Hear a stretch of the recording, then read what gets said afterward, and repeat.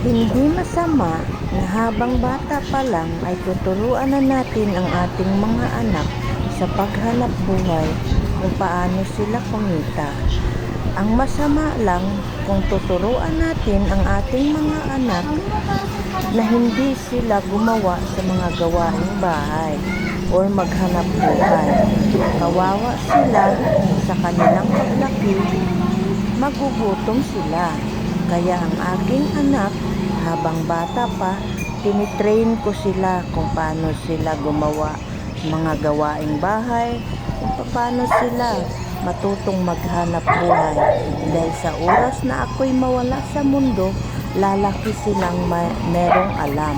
Kaya mga bata, tularan nyo ang aking anak na habang nagsiserox, habang nagpe-print, ay naka-skating na sapatos dahil dyan daw siya masaya, dyan daw mas mabilis para sa kanya.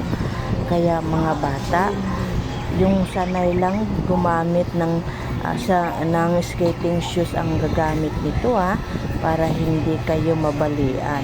Kaya ang anak ko bihasang bihasa na sa paggamit nitong skating shoes, kaya sa paghanap buhay, hindi siya nahihirapan.